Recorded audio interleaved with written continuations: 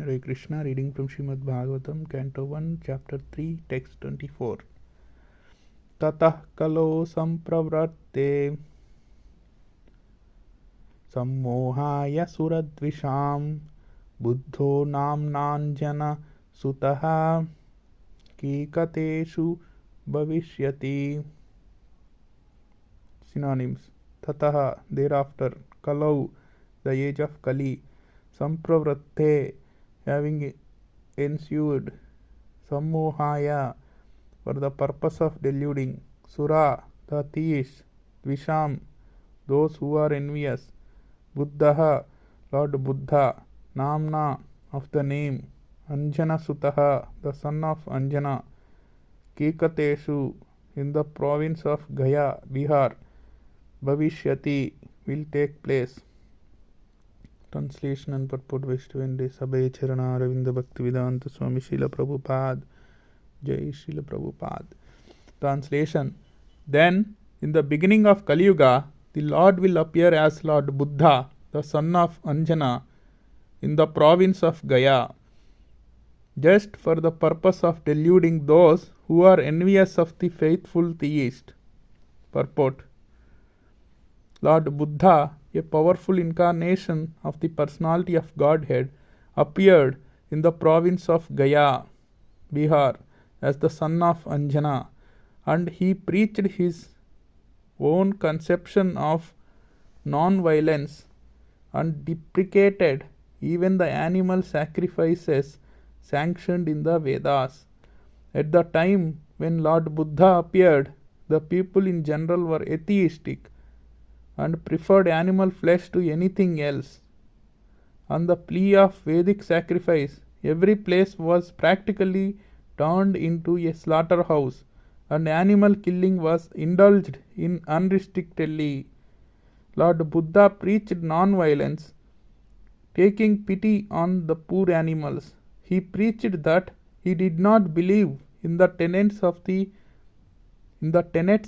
Vedas, and stressed the adverse psychological effects incurred by animal killing.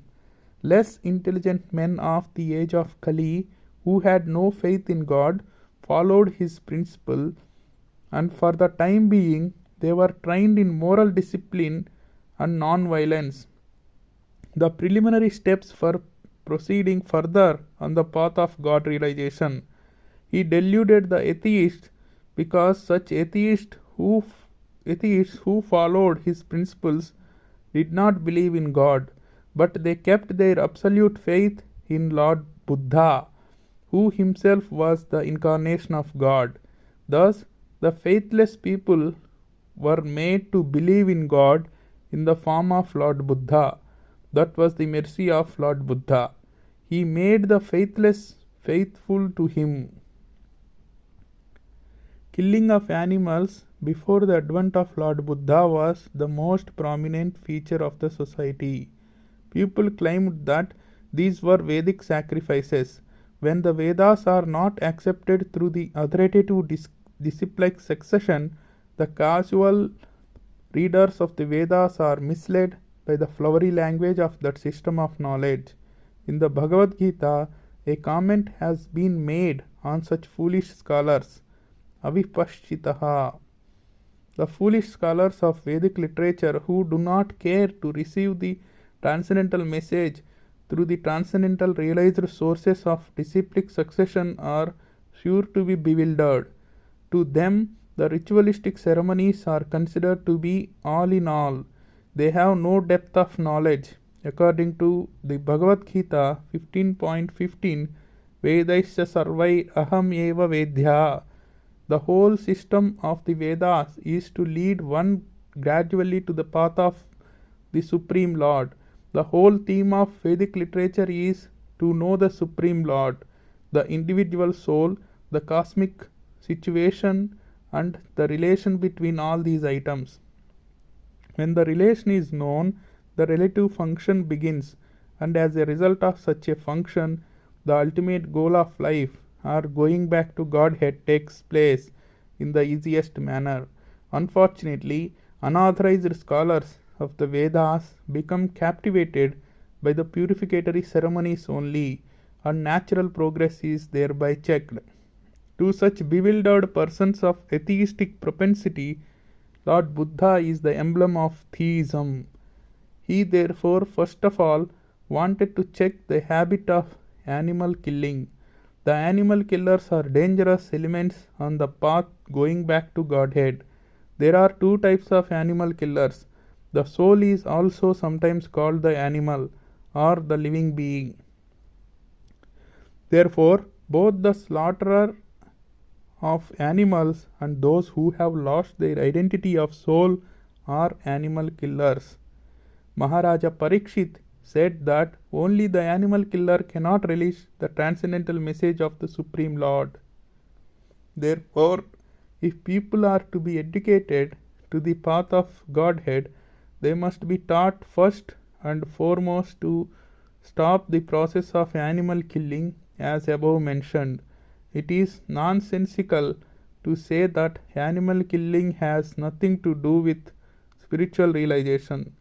By this dangerous theory, many so called sannyasis have sprung up by the grace of Kali Yuga who preach animal killing under the garb of the Vedas. The subject matter has already been discussed in the conversation between Lord Chaitanya and Maulana Chand Kaji Sahib.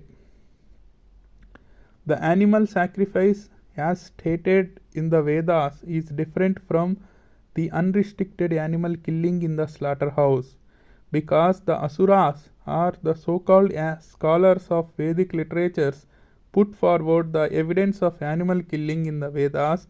Lord Buddha superficially denied the authority of the Vedas.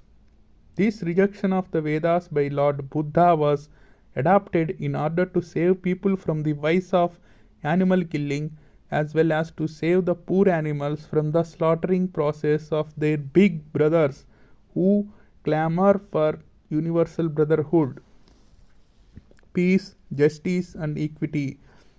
There is no justice when there is animal killing.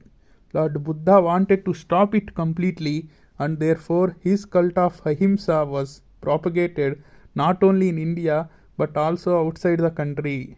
Technically, Lord Buddha's philosophy is called atheistic because there is no acceptance of the Supreme Lord, and because that system of philosophy denied the authority of the Vedas. But that is an act of camouflage by the Lord. Lord Buddha is the incarnation of Godhead. As such, he is the original propounder of Vedic knowledge. He therefore cannot reject Vedic philosophy, but he rejected it outwardly because the Suradvisha, or the demons who are always envious of the devotees of Godhead, try to support cow killing or animal killing from the pages of the Vedas, and this is now being done by the modernized sannyasis. Lord Buddha had to reject the authority of the Vedas altogether.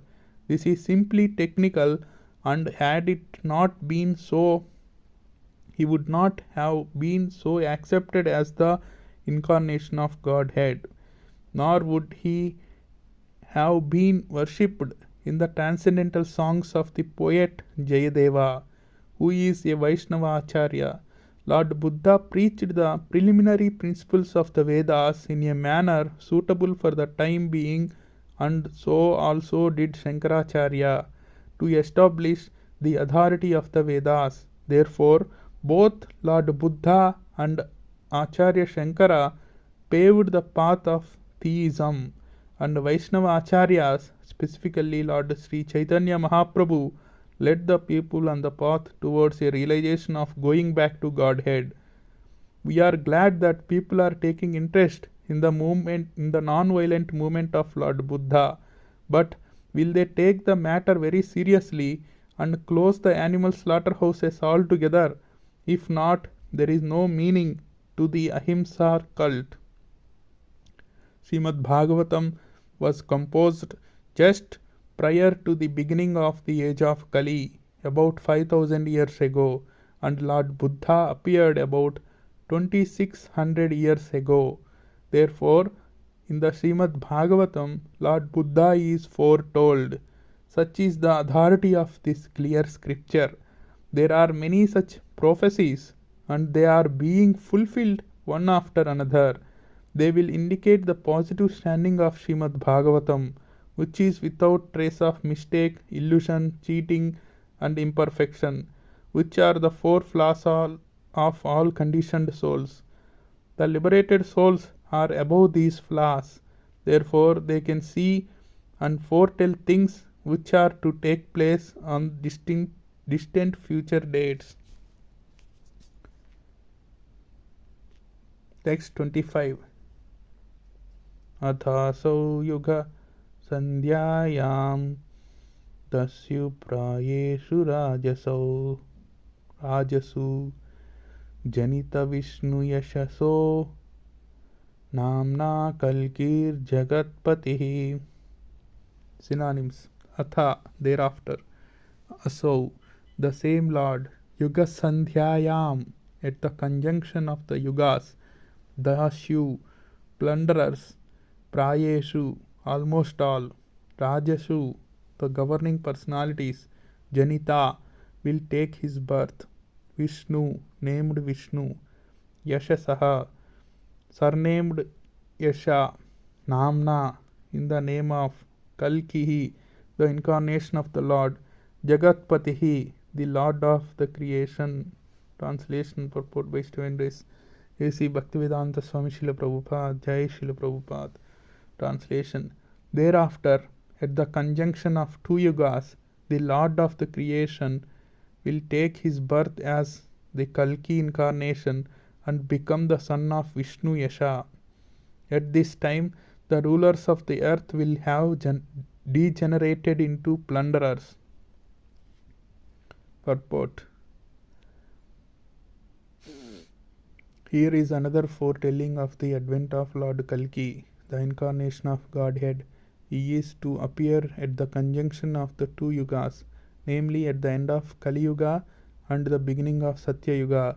The cycle of the four yugas, namely Satya, Treta, Dwapara, and Kali, rotates like the calendar months. The present Kali Yuga lasts 432,000 years, out of which we have passed only 5,000 years after the battle of Kurukshetra and the end of the regime of King Parikshit. So there are 427,000 years balance yet to be finished. Therefore, at the end of this period, the incarnation of Kalki will take place. As foretold in the Srimad Bhagavatam, the name of his father, Vishnu Yasha, a learned Brahmana, and the village Sambhala are also mentioned. As above mentioned, all these foretellings will prove to be factual in chronological order. That is the authority of Srimad Bhagavatam.